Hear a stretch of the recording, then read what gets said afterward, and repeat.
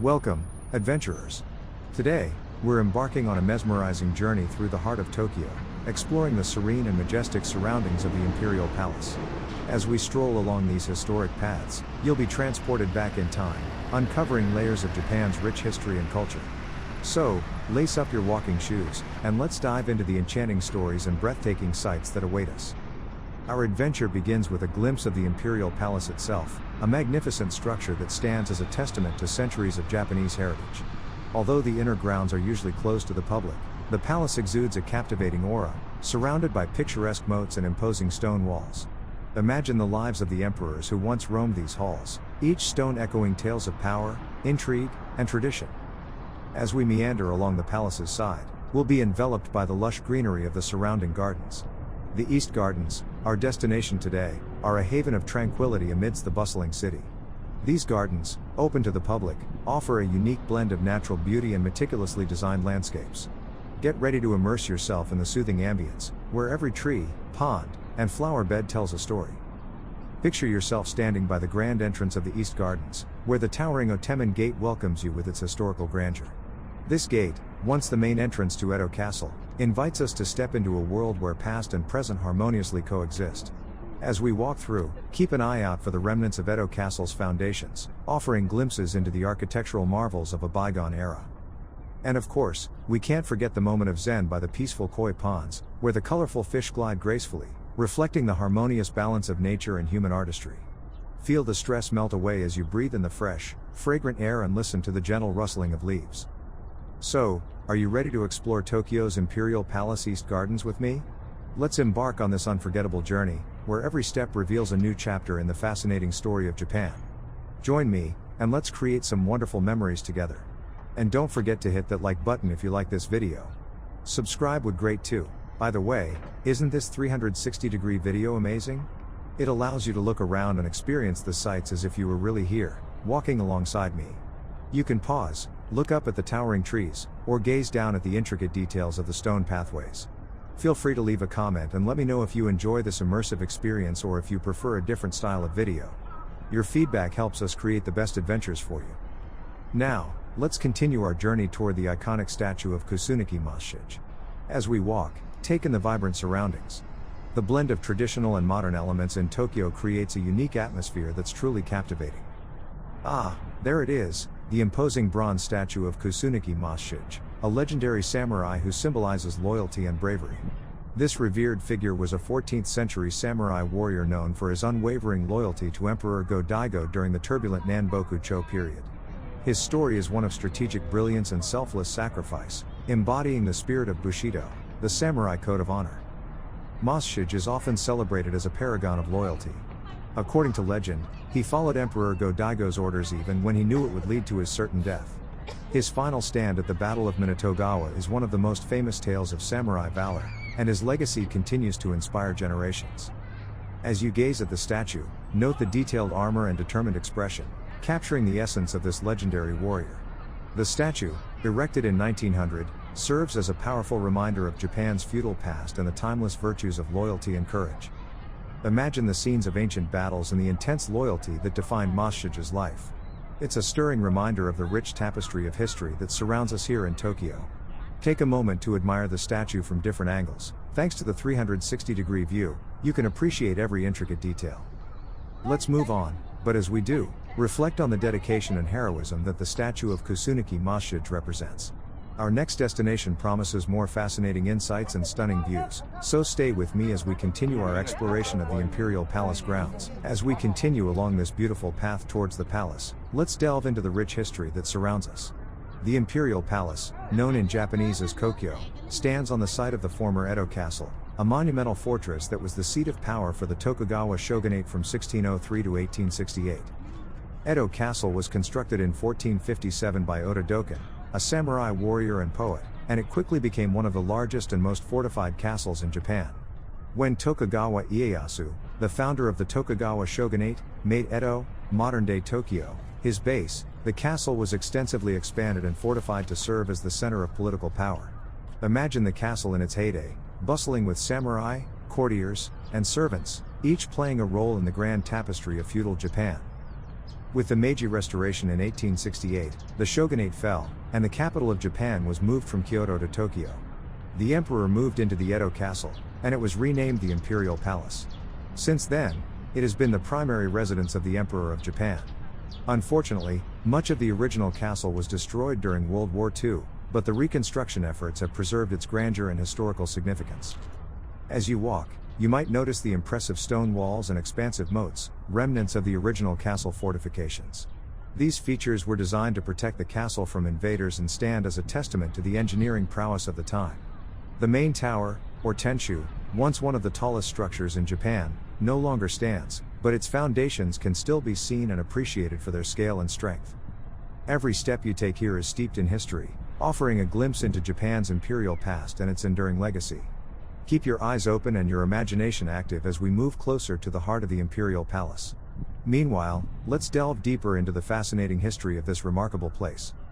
After the Meiji Restoration, as Japan transitioned from a feudal society to a modern state, the Imperial Palace became a symbol of the new era. The Meiji Emperor moved from the old imperial capital of Kyoto to Tokyo, signifying the shift in political power and the modernization of Japan. The palace grounds, with their mix of ancient fortifications and new constructions, reflect this period of transformation. During World War II, much of the palace was destroyed in air raids, but it was meticulously rebuilt after the war, preserving the architectural style and cultural heritage. The modern Imperial Palace includes a blend of traditional Japanese design and contemporary structures, harmoniously coexisting and representing Japan's ability to honor its past while embracing the future. As we continue, take a moment to appreciate the beauty of the surrounding landscape. The palace grounds cover a vast area, nearly 5 square kilometers, and are an oasis of greenery in the heart of Tokyo. The moats, once crucial for defense, now provide a scenic backdrop for leisurely strolls, their calm waters reflecting the lush greenery and ancient stone walls. Ahead, you'll notice the Fushimi Yagura, one of the few remaining original structures from the Edo period. This watchtower, with its white plaster walls and tiled roof, stands as a poignant reminder of the palace's samurai past. It's easy to imagine the sentries who once kept watch from here, guarding the shogun and his court. The palace itself, though largely hidden from public view, is an architectural marvel. The main building, where the emperor resides, is called the Kyūden. This structure, completed in 1968, blends traditional Japanese aesthetics with modern design. It's a fascinating example of post-war Japanese architecture, symbolizing the country's recovery and renewal. Surrounding the palace are various administrative buildings and residences for the imperial family. The Seiden, or State Banquet Hall, is where important ceremonies and state functions are held. It's a place where history continues to be made, as Japan's leaders and international dignitaries gather to discuss the future. Remember, you can take a look to your left and to the right to explore the surroundings in this 360-degree video. Right now, we're passing by the site of the Nagaoka clan Makino mansion ruins, which is on the left side. While not much is visible now, this place is steeped in history that we can uncover together. The Nagaoka clan was a prominent samurai family during the Edo period. The Makino family, to whom this mansion belonged, were loyal retainers of the Tokugawa shogunate, holding significant administrative and political roles. The Makino clan originated in the 16th century and became influential under the guidance of Toyotomi Hideyoshi, a key unifier of Japan. Over time, their power and status grew, and they were known for their loyalty to the Tokugawa shogunate. Wikipedia, trip. Com. Imagine the mansion that once stood here, with its grand halls and beautiful gardens, bustling with samurai, servants, and political figures. It would have been a place of strategic discussions, cultural refinement, and daily life for a powerful samurai family. As we walk, take a moment to picture the vibrant history that once filled these grounds. The Makino family's influence extended through various domains, and their legacy continued even into the Meiji period, where some members were ennobled as viscounts. The remnants of their mansion remind us of the samurai's significant role in shaping Japan's history and culture. As we walk towards the Seimon Ishibashi, also known as the main gate stone bridge, you might notice the path is exceptionally wide and spacious. This grand design isn't just for aesthetics, there are historical and practical reasons behind it. Firstly, this wide path and open space are characteristic of traditional Japanese castle design, particularly for fortresses of significant political and military importance like the Imperial Palace, which was formerly Edo Castle. Such spacious areas were necessary to accommodate the movement of large groups of people, including samurai warriors, courtiers, and officials. The wide paths allowed for the smooth passage of horseback riders, processions, and even troops, essential for both defense and daily operations within the castle grounds. Additionally, the expansive space served a strategic purpose. In times of conflict, these open areas made it difficult for potential invaders to approach the castle undetected. Defenders could easily spot and respond to any threat from a distance. The vast grounds also acted as a deterrent, showcasing the wealth and power of the shogunate, thereby discouraging rebellion and ensuring the loyalty of the daimyo, or feudal lords, who visited the castle.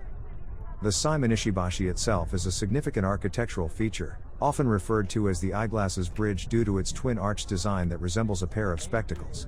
This bridge leads to the main gate of the palace grounds and is one of the most photographed spots in Tokyo. Originally constructed during the Meiji era, it replaced a wooden bridge that had served the same purpose. Take a moment to look around and appreciate the blend of natural beauty and historical architecture. The meticulously maintained open spaces and gardens create a serene atmosphere, inviting visitors to reflect on the rich history and cultural heritage of this site. As we continue our journey, let's think about the countless historical events and daily activities that have taken place along this path.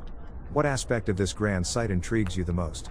Perhaps the architecture, the strategic significance, or the lives of the people who once walked these grounds? Let me know, and we can dive deeper into any of these fascinating topics. As we almost reach the iconic Seimon Ishibashi, also known as the Main Gate Stone Bridge. This beautiful structure, with its robust stone arches, serves as a gateway to the Imperial Palace's inner grounds. Seimon Ishibashi is often referred to as the Eyeglasses Bridge due to its distinctive double arch design, which, when reflected in the water, resembles a pair of eyeglasses. Originally constructed in the late 19th century during the Meiji era, Seimon Ishibashi replaced an older wooden bridge that had stood in its place. The bridge not only provides access to the main gate but also symbolizes the grandeur and enduring legacy of the Japanese imperial family. It's a popular spot for photographers and visitors, capturing the essence of Japan's blend of history and natural beauty. In the distance, you can catch a glimpse of another famous bridge, Nyobashi, also known as the Double Bridge. This bridge is actually two bridges, a stone bridge in the foreground and a wooden bridge behind it, creating the illusion of a double bridge when viewed from certain angles. Nyobashi is one of the most photographed and recognized landmarks associated with the Imperial Palace. Unfortunately, the path to Nyobashi is closed to the public, maintaining the privacy and security of the palace grounds. However, you can still admire its beauty from afar. The area around these bridges is steeped in history, having been part of Edo Castle, the seat of power for the Tokugawa shogunate. These bridges, with their strategic locations and robust construction, played crucial roles in the defense and daily operations of the castle. As we stand here, imagine the processions of samurai and courtiers that once crossed these bridges, the clatter of horse hooves, and the vibrant scenes of imperial ceremonies. This area has been a witness to many significant events in Japanese history, from the Edo period through the Meiji Restoration and into the modern era. As we continue our walk towards the Sakashita-mon Gate, let's delve further into the history of Edo Castle, the predecessor of the current Imperial Palace. Edo Castle was originally built in 1457 by Ōta-doken, a samurai warrior and poet. The strategic location of the castle, on a hill overlooking the Hibiya Inlet, now Hibiya Park, was chosen for its natural defenses and access to waterways.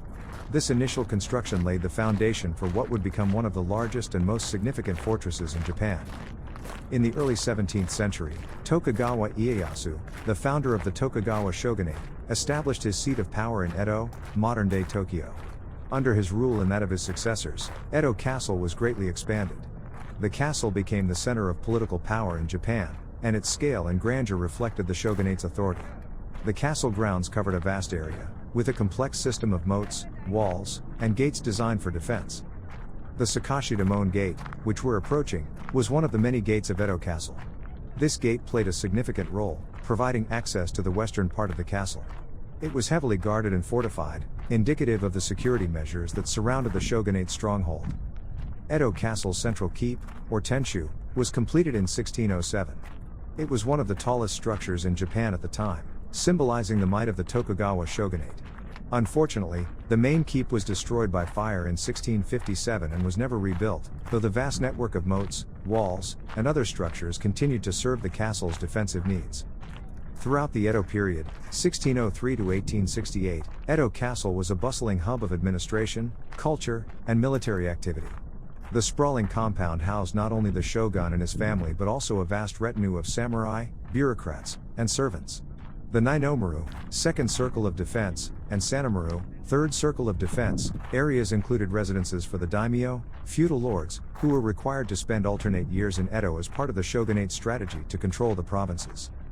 The Meiji Restoration in 1868 marked the end of the shogunate and the beginning of the modern era in Japan. The emperor moved from Kyoto to Edo, renaming the city Tokyo and the castle as the Imperial Palace.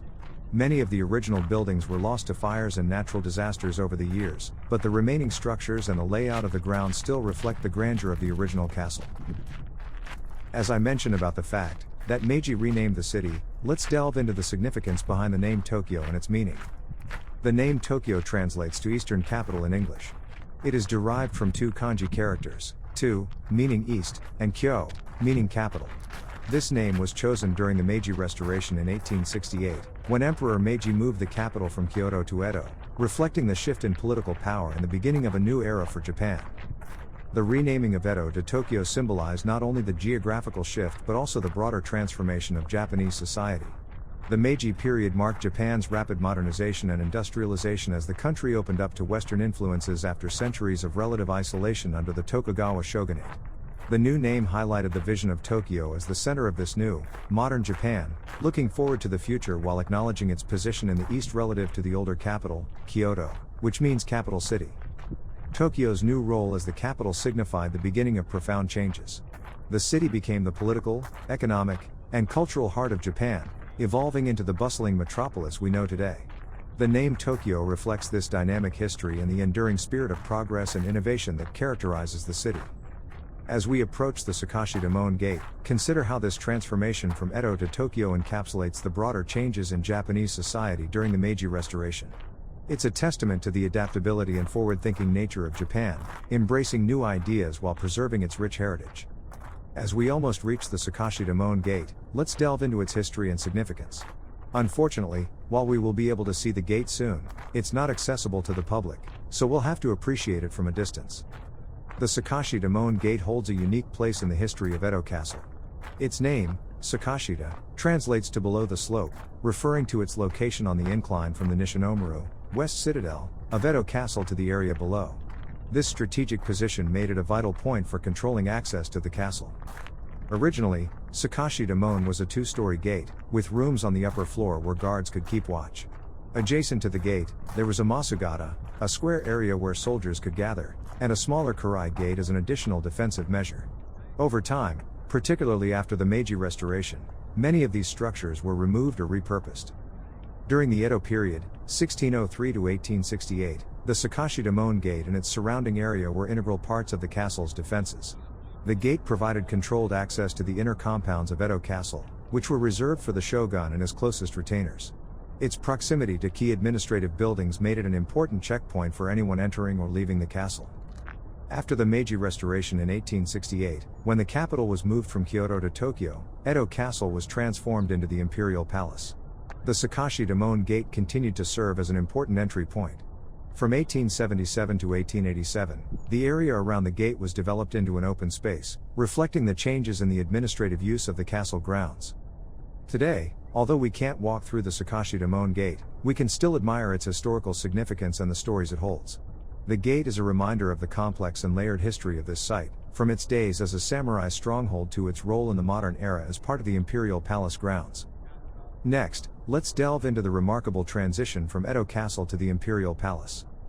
This transformation began with the fall of the Tokugawa shogunate, which had ruled Japan for over 250 years. By the mid-19th century, Japan was facing both internal challenges and external pressures from Western powers eager to open the country to trade.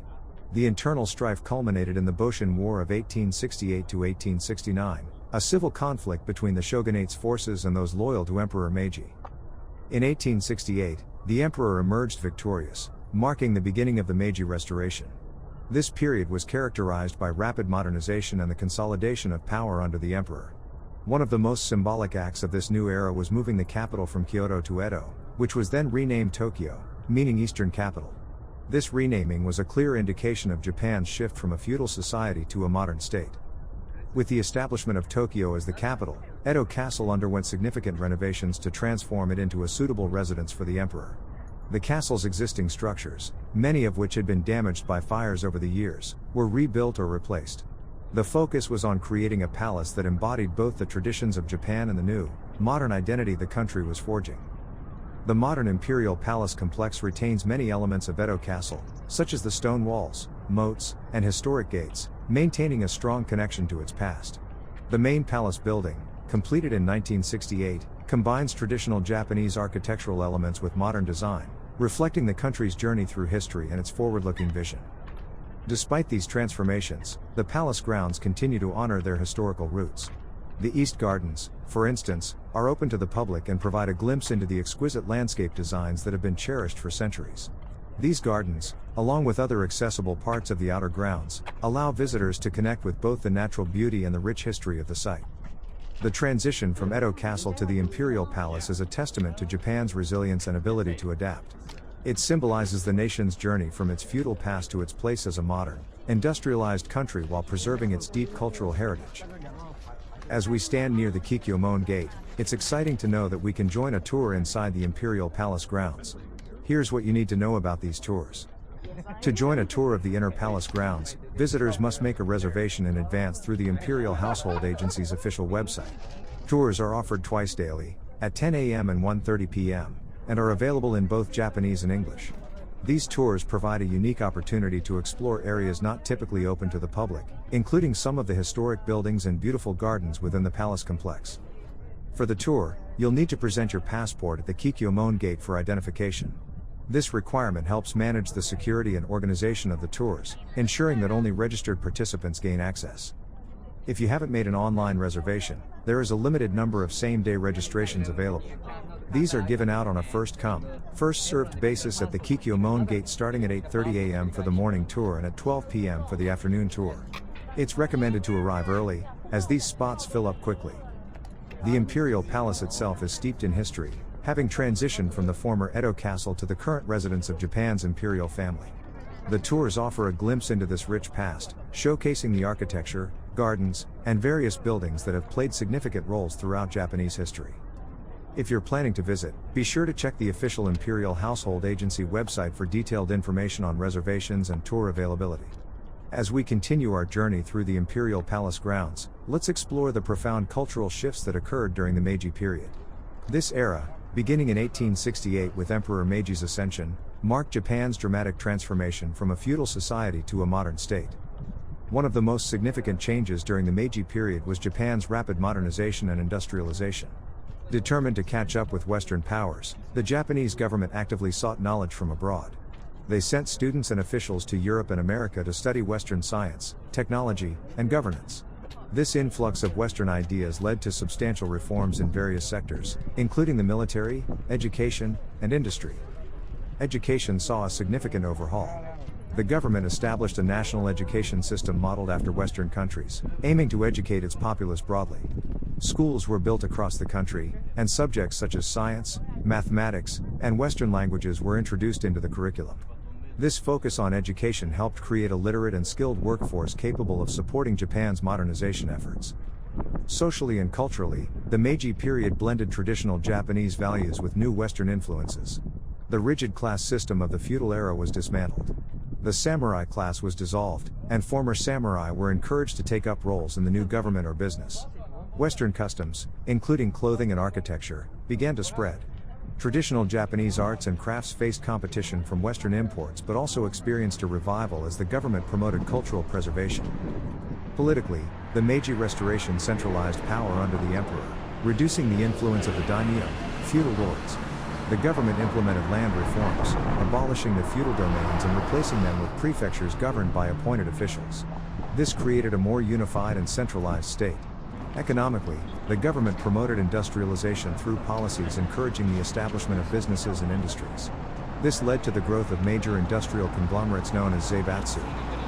For ordinary Japanese citizens, these changes brought significant shifts in daily life. Urbanization increased as people moved to cities for work in factories and offices. Traditional crafts and rural lifestyles began to wane as the country embraced industrialization and modernization. Western-style clothing and architecture became popular, reflecting the cultural blending of East and West. The Meiji period was a time of immense change and adaptation. The Japanese people navigated these transformations with resilience, balancing the preservation of their rich cultural heritage with the adoption of new ideas and technologies. This era set the stage for Japan's rapid development in the 20th century and its emergence as a global power. As we continue our exploration of the Imperial Palace grounds, think about how these cultural shifts during the Meiji period have shaped the Japan we see today. What aspect of these changes interests you the most? Would you like to delve deeper into the lives of people during this transformative era, or explore more about the specific reforms and their impacts? Let me know in the comments, so I will know in the next video what is more interesting to you. And now let's continue our journey through Japan's fascinating history. As we delve deeper into the lives of people during the transformative Meiji era, let's explore how these changes impacted different segments of Japanese society. The Meiji period saw a significant movement from rural areas to cities. As industrialization took hold, many people left their traditional agricultural lifestyles to seek work in the burgeoning urban centers. Cities like Tokyo, Osaka, and Yokohama grew rapidly, becoming hubs of industry and commerce. Life in the cities was a stark contrast to the countryside. Urban areas were bustling with activity, from the construction of factories and railroads to the opening of shops and markets. This period also saw the introduction of new technologies, such as gas lighting and steam engines, which transformed everyday life. Public transportation, including trams and trains, made cities more accessible and connected. The dissolution of the samurai class had profound effects on Japanese society. Former samurai, who had enjoyed a privileged status, found themselves needing to adapt to new roles. Many entered government service, the military, or the emerging business sector. The merchant class, previously considered lower in status, gained prominence as industrial and commercial opportunities expanded. The rigid class structure of the feudal era gave way to a more fluid social order. People had greater opportunities for social mobility, particularly through education and entrepreneurial endeavors. The government encouraged this by promoting merit-based advancement, a significant departure from the hereditary privileges of the past. Education was a key focus of the Meiji reforms. The government established a nationwide school system modeled after Western countries, aiming to educate its populace broadly. Schools were built across the country, and subjects such as science, mathematics, and Western languages were introduced into the curriculum.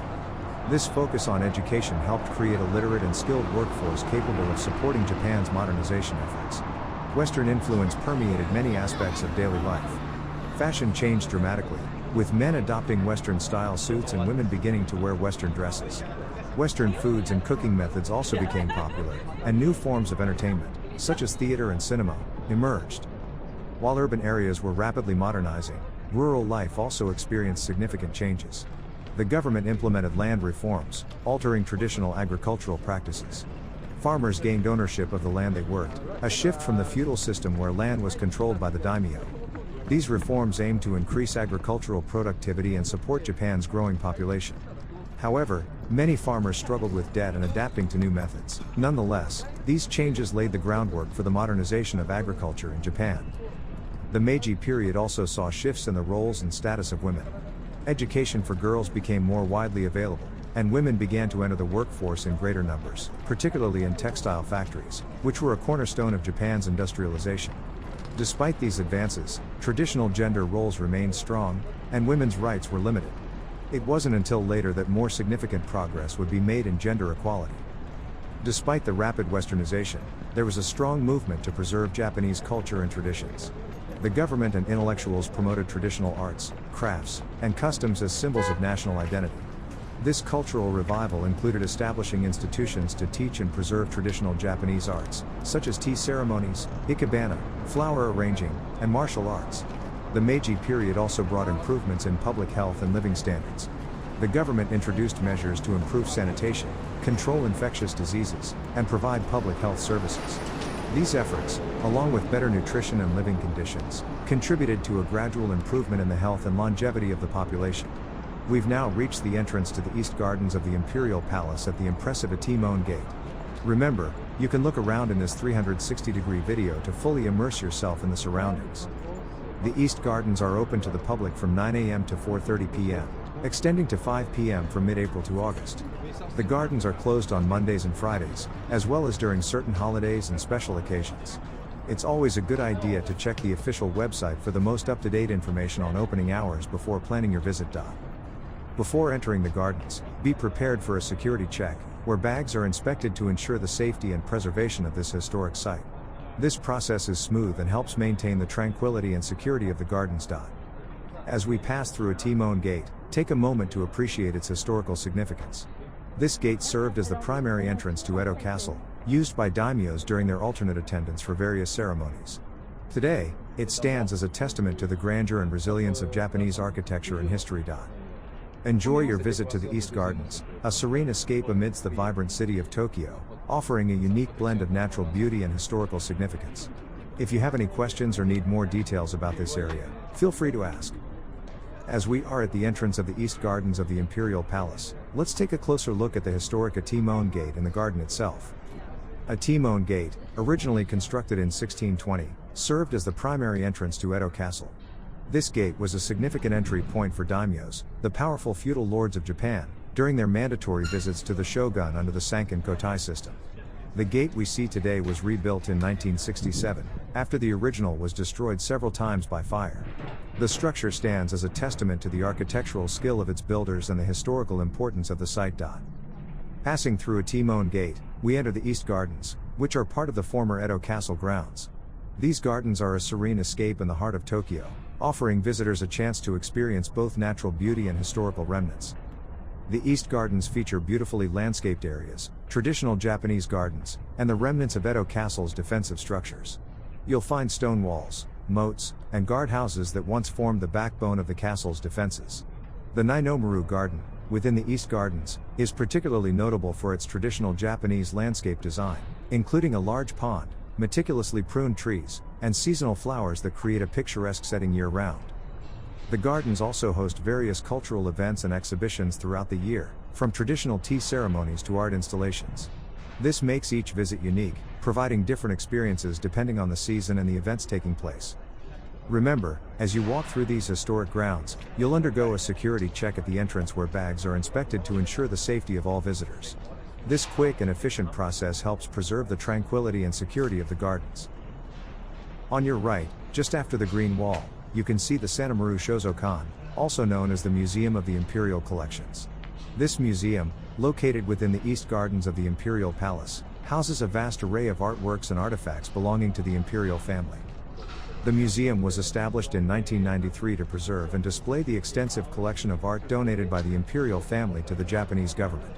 The collection currently includes about 9,800 items, featuring a wide variety of pieces such as paintings, calligraphy, and decorative arts. These works span many periods of Japanese history and include items passed down through generations of the imperial family.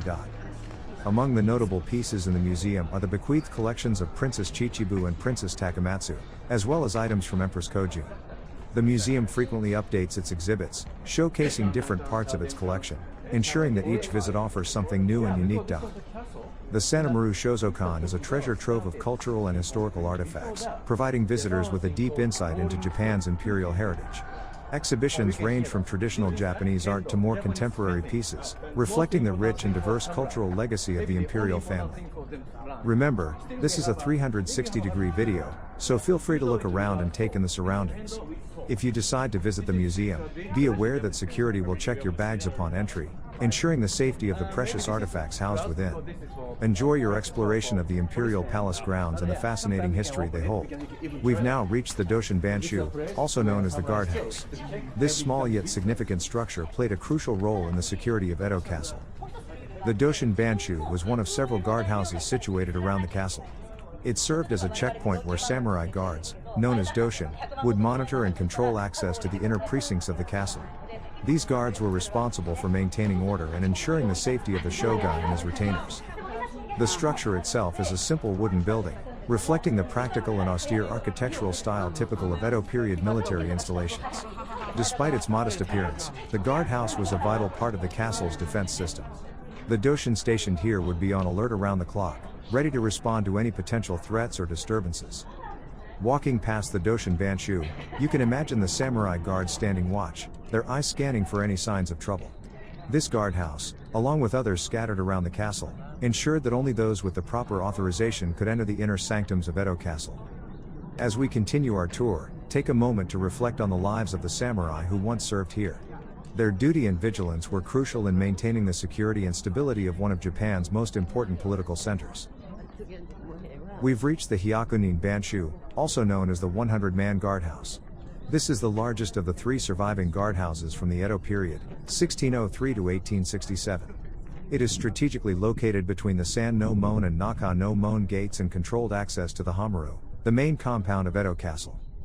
The name Hyakunin Banshu means 100-man guardhouse, reflecting its function. The 45-meter-long building was manned day and night by 4 shifts of samurai guards. Each shift consisted of 100 low-ranking Doshin samurai and 20 higher-ranking Yoriki samurai. These guards were responsible for inspecting visitors and ensuring security within the castle grounds. The guardhouse played a crucial role in maintaining the safety of the shogun and his court. The samurai stationed here would screen everyone entering through the Ōte-mon Gate, ensuring that only those with proper authorization could proceed to the inner citadel of Edo Castle. This rigorous screening process was vital for the security and order of the castle.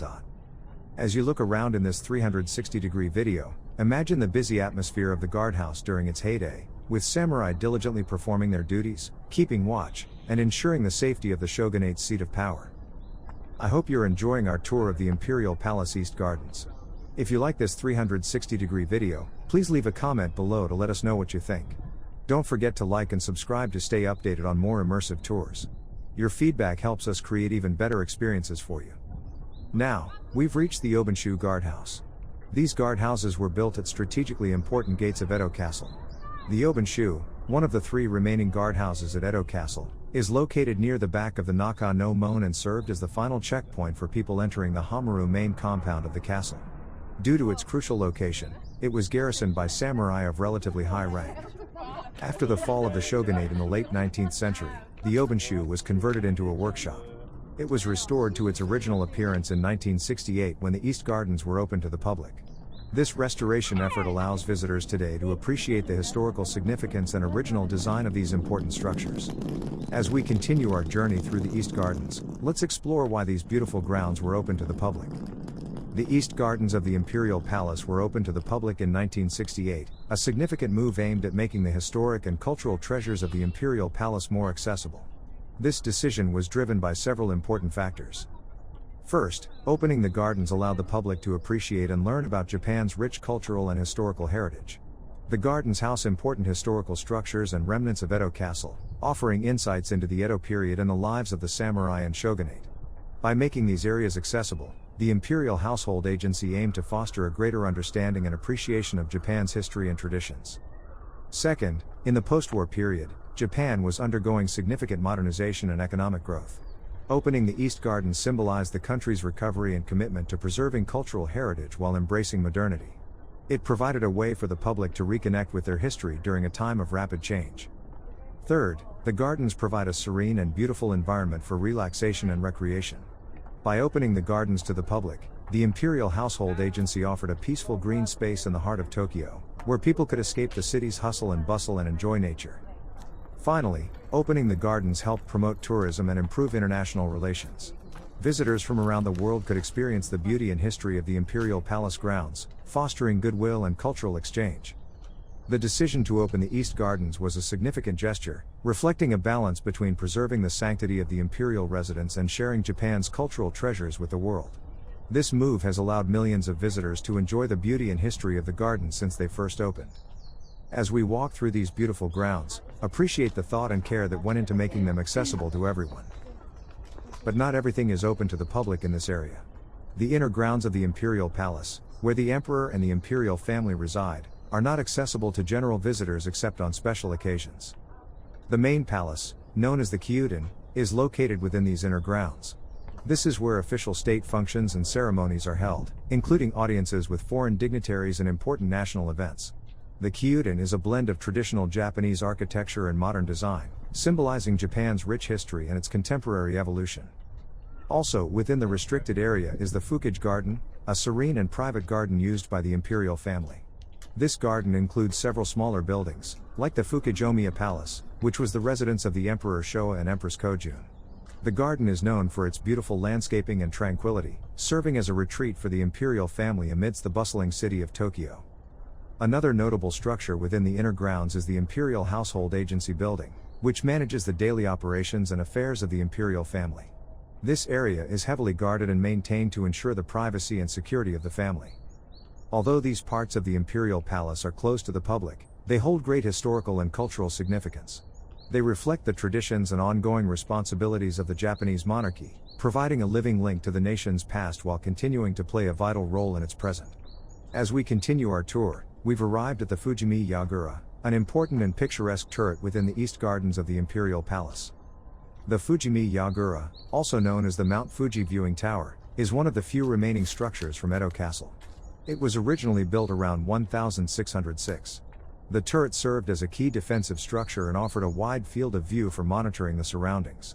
The name Fujimi Yagura comes from the fact that, in clear weather, it offered a view of Mount Fuji, which is about 100 kilometers away. This turret has a fascinating history. It was destroyed by a great fire in 1657 but was rebuilt 2 years later, in 1659. Unfortunately, it suffered damage again during the major earthquake of 1923. The turret was restored in 1926, and the outer walls were repaired in 1967 to preserve its historical appearance. The Fujimi Yagura is unique because it is the only remaining 3-story tower of Edo Castle. It has been beautifully formulated on all sides, earning it the nickname All Front-Sided Keep. The turret's strategic location and robust construction made it an essential part of the castle's defenses. It also served as a substitute for the main castle tower after it was destroyed in the Great Fire of 1657. Walking around the Fujimi Yagura, you can appreciate its architectural beauty and the historical significance it holds. This turret stands as a testament to the resilience and enduring legacy of Edo Castle. Feel free to look around in this 360-degree video and soak in the details of this remarkable structure. Continuing our journey, let's delve deeper into the history and significance of the Fujimi Yagura, also known as the Mount Fuji Viewing Turret. Fujimi Yagura, built around 1606, is one of the few remaining structures from the original Edo Castle. It was placed on 15-meter-high stone walls and served as an important defense tower. The turret was strategically positioned to provide wide firing arcs, and its windows were used as firing points for guns and bows. Interestingly, despite its defensive role, Edo Castle, including Fujimi Yagura, never saw actual battle. The turret's name, Fujimi, which means view of Fuji, comes from its historical use as a lookout point from which Mount Fuji could be seen. This adds a picturesque element to its military function, blending beauty with practicality. Over the years, Fujimi Yagura has undergone several restorations due to damage from natural disasters. It was destroyed by a great fire in 1657 and subsequently rebuilt in 1659. In 1923, the Great Kanto earthquake caused significant damage, leading to major restoration efforts in 1925. Further repairs were conducted in 1966-67, prior to the opening of the East Gardens to the public in 1968. These restorations included replacing damaged roof tiles, reinforcing the mortar walls, and ensuring the structure's stability while maintaining its historical integrity.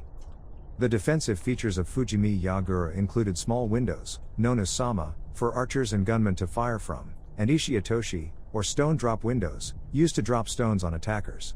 These design elements reflect the practical and defensive ingenuity of Edo period architecture. Today, the Fujimi Yagura stands as a symbol of Edo Castle's historical significance and architectural resilience. It offers visitors a glimpse into the past, showcasing the blend of strategic military design and aesthetic beauty that characterized the Edo period.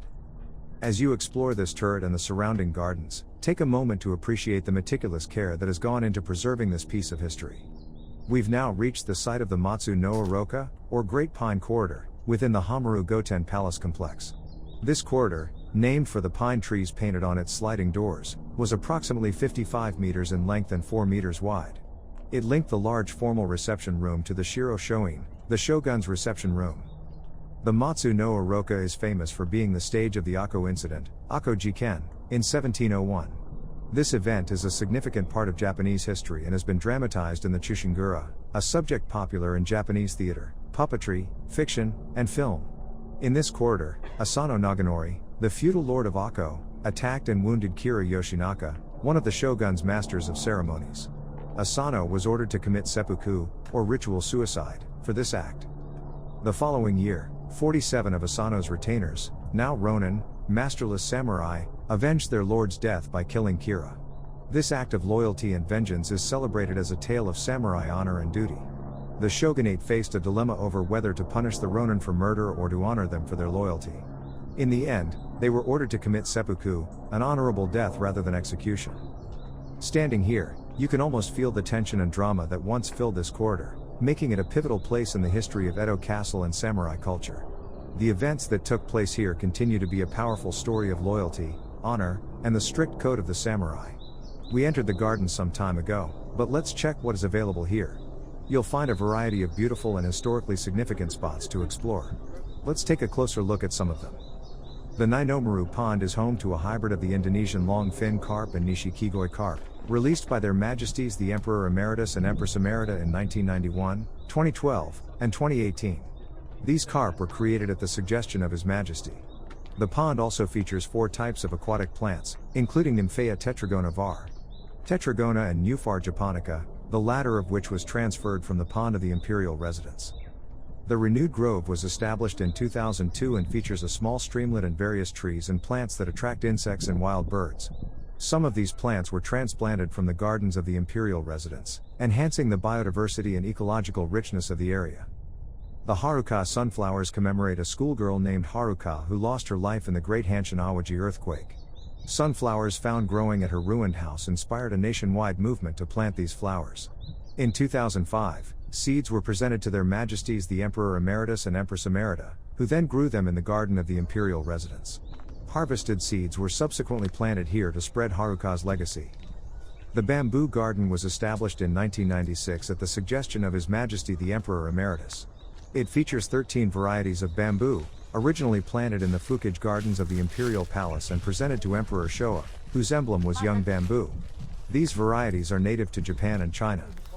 The Scots Pine area contains trees gifted to their Majesties the Emperor Emeritus and Empress Emerita by the King and Queen of Spain during their 2008 state visit. These trees were planted by their Majesties themselves, symbolizing international friendship. The Rose Garden showcases varieties of wild roses native to Japan and China, most of which were transplanted from the gardens of the imperial residence. This garden highlights the beauty and diversity of these species in a carefully curated setting. Lastly, the Florence Nightingale Rose was created to commemorate the 75th anniversary of the Florence Nightingale International Foundation. These roses were presented as a gift and planted by their Majesties the Emperor Emeritus and Empress Emerita in 2009. These highlights offer a blend of natural beauty, cultural significance, and historical depth, making the East Gardens a unique and enriching experience. While I was talking, we've passed the Ishimuro, or stone cellar, a fascinating and somewhat mysterious structure within the East Gardens of the Imperial Palace. So let me tell you more about it.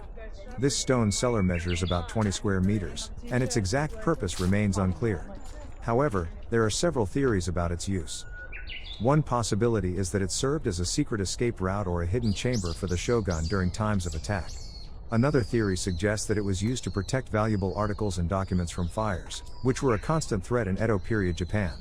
The cellar's robust stone construction would have provided excellent protection against fire and heat, making it an ideal place to store important items. The Ishimuro's location, tucked away near the site of the former living quarters in the Hamaru, the main compound of Edo Castle, supports the idea that it was designed for emergency use. Whether it was for safeguarding valuables or ensuring the shogun's escape, the stone cellar represents the strategic thinking and architectural ingenuity of the time. Considering its potential role in emergencies, the Ishimuro underscores the constant vigilance and preparedness that characterized Edo Castle's defenses. The castle's layout, including structures like this cellar, was meticulously planned to ensure the safety and security of its inhabitants. Now that we've explored various parts of the East Gardens and Edo Castle, what did you enjoy the most from the tour so far? Was it the historical insights, the architectural marvels, or the stories of the people who once lived here? Let me know your thoughts and any questions you might have in the comments section below. This area might look a bit empty, but on the right side is the former site of the Edo Palace Oku, or the Imperial Kitchen. This area, historically significant, was a bustling hub of activity during the Edo period, serving the daily needs of the shogunate and its many retainers. The Oku, or Great Interior, referred to the women's quarters of Edo Castle, including the kitchen. This section of the palace complex was highly restricted and strictly controlled. The women who lived here, including the shogun's wife, concubines, and other female attendants, led lives of relative seclusion. The Oku was almost a city within a city, with its own hierarchies and complex social structures. We've now arrived at the Tenshudai, the site of the former main tower of Edo Castle. This base is a significant historical landmark within the East Gardens of the Imperial Palace. The keep tower that once stood here was the tallest ever built in Japan, symbolizing the power and prestige of the Tokugawa shogunate.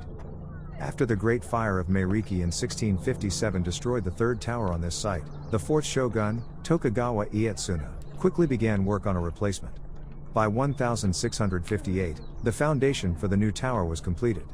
However, construction of the tower itself was abandoned when Ietsuna's uncle argued that a stable and peaceful Japan no longer required such an enormous and imposing structure. The foundation remains, consisting of two rectangles, the larger one for the tower itself, measuring 46 meters north to south, 42 meters east to west, and 10 meters tall, and the smaller one for the entrance slope. The Tenshudai now serves as an observatory, offering visitors views of the ruins of the Hamaru Goten Palace and the modern buildings of Marunouchi, one of Tokyo's prestigious business districts. The base itself is a testament to the engineering prowess and the grand ambitions of the Edo period. As we walk at the observatory, overlooking Marunouchi, let's take a moment to explore the modern marvels of this prestigious business district. Marunouchi, located between Tokyo Station and the Imperial Palace, is one of Japan's most significant economic centers. Historically, this area was within the outer moats of Edo Castle and housed the residences of powerful feudal lords during the Edo period. Today, it has transformed into a vibrant hub for finance and business, home to the headquarters of many of Japan's leading companies. Over the past few decades, Marunouchi has undergone extensive redevelopment, led primarily by the Mitsubishi Estate Company. This redevelopment has introduced a mix of modern skyscrapers, high-end shopping, and dining establishments, making it a bustling area not just for business but also for leisure and tourism. Some key highlights include the Marunouchi Building and Shin Marunouchi Building, known as Maruburu and Shin Maruburu, are landmark buildings housing a variety of shops and restaurants. The upper floors offer dining options with spectacular views over the city. Kite Marunouchi, opened in 2013, is a shopping and dining complex featuring over 70 stores and a rooftop garden with views of Tokyo Station. The lower floors are home to the Tokyo Central Post Office, which retains its historic facade. Tokyo International Forum, a striking glass and steel structure, hosts a variety of cultural events, exhibitions, and performances. It is a prominent venue for concerts and international conferences. Nakadori Avenue, a tree-lined shopping street running through Marunouchi, is lined with cafes, boutiques, and galleries. It becomes particularly beautiful during the holiday season with festive illuminations. Mitsubishi Ishigokan Museum, a reconstruction of the original 1894 building, focuses on Western art and offers a glimpse into Japan's artistic interactions with the West during the Meiji period. Marunouchi's blend of historical significance and modern development makes it a fascinating area to explore. The district's transformation from a business-centric area to a vibrant, multi-use destination reflects Tokyo's dynamic evolution. We left the observatory, but let's take a moment to reflect on the information we've gathered here at the base of the Tenshudai, where the main tower of Edo Castle once stood. The large lawn and surrounding area seen from the Tenshudai were historically lined with the buildings of the Hamaru Goten Palace. This palace complex consisted of three sections: a moat, Naka-oku, and O-oku. A moat was the stage for general public ceremonies and served as the workspace for various government officials of the shogunate. This area was a hub of political and administrative activity, where official ceremonies and meetings took place. Naka-oku was where the shogun lived his everyday life and managed the affairs of state. This section was more private, focused on the daily operations and personal life of the shogun. O-oku, on the other hand, was the secluded area where the shogun's family, including his wife, referred to as the Mideto Koro, and other ladies of the court resided. This area was strictly off-limits to men other than the shogun himself, and it was a world governed by its own set of rules and hierarchies, often surrounded by intrigue and influence. These three sections of the Hamaru Goten Palace provided a comprehensive setup that supported the political, administrative, and personal needs of the shogunate, making it a powerful center of Edo period Japan. We haven't finished, so let's finish the story about the Imperial Kitchen. The Imperial Kitchen, located within the Oku, was responsible for preparing meals for the shogun and his court. This kitchen was a vital part of the daily operations of Edo Castle. It wasn't just a place for cooking, it also included storage areas for food supplies, quarters for the kitchen staff, and spaces for the preparation of elaborate feasts that showcased the wealth and sophistication of the shogunate.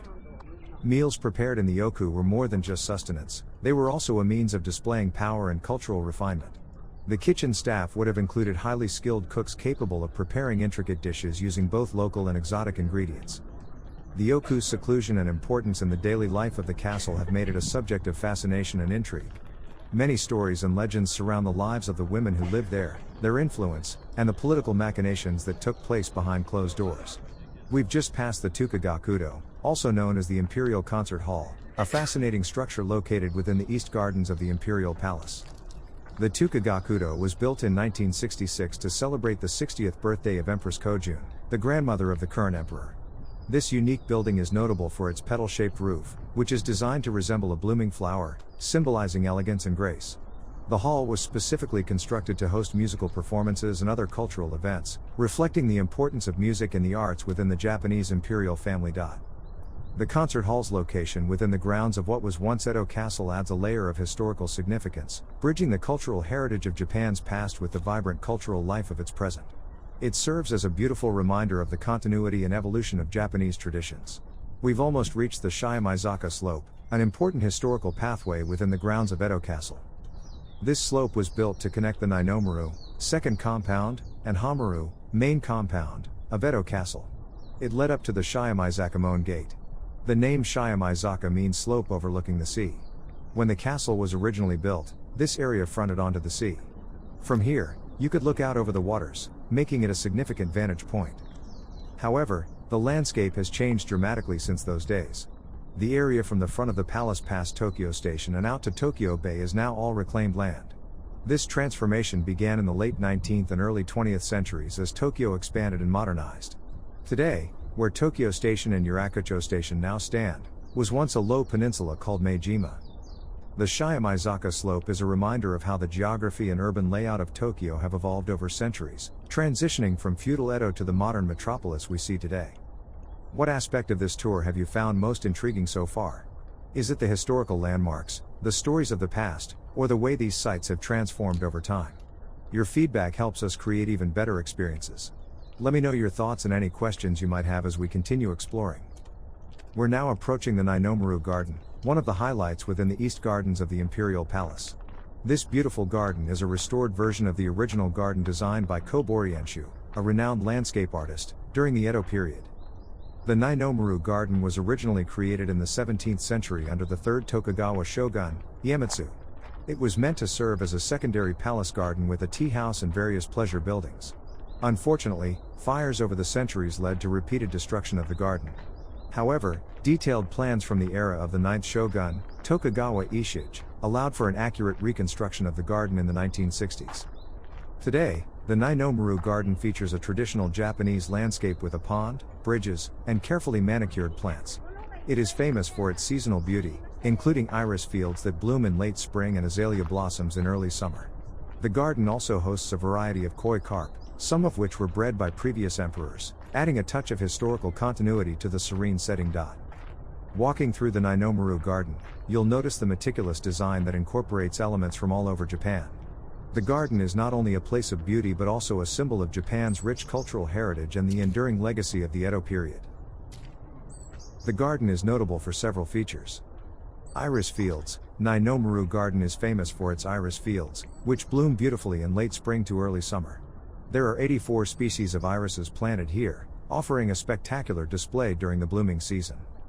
Azalea blossoms. In addition to the irises, the garden is known for its vibrant azalea blossoms, which add color and beauty to the landscape.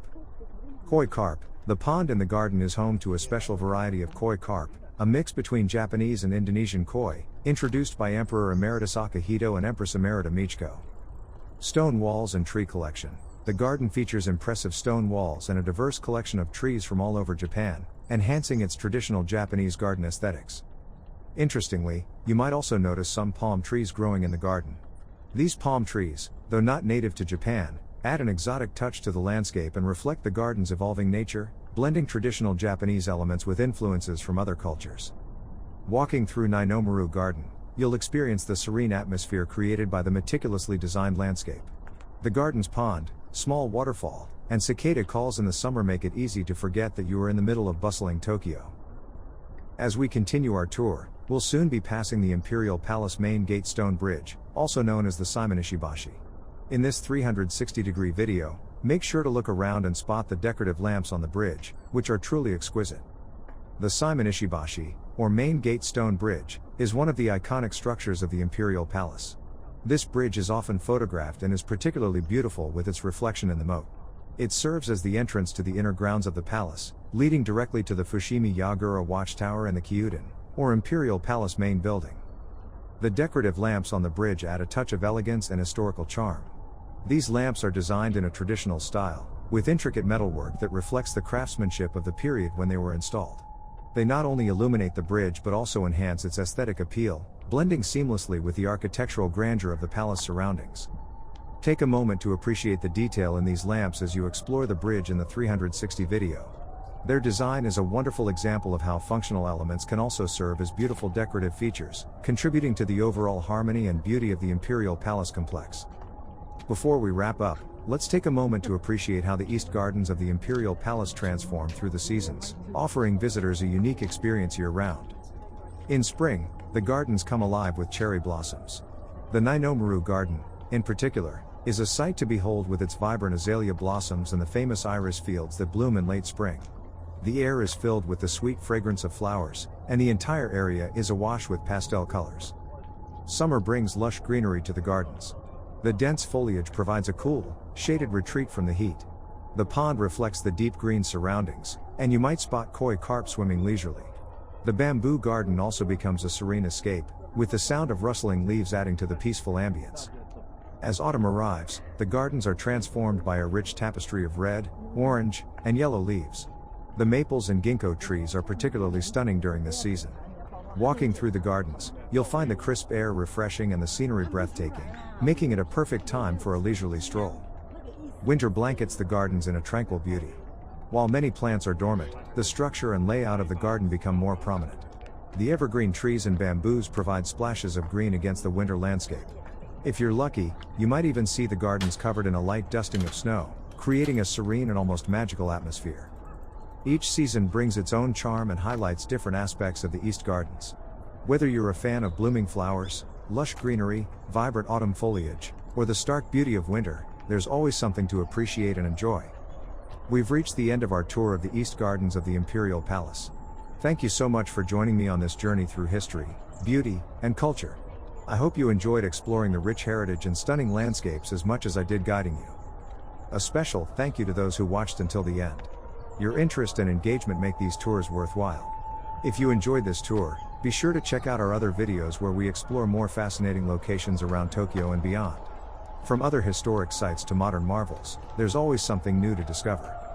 Don't forget to like and subscribe to our channel to stay updated on our latest tours and videos. Your feedback and support help us create even better experiences for you.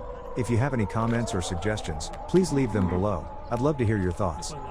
Thank you again for watching, and I look forward to seeing you on our next adventure.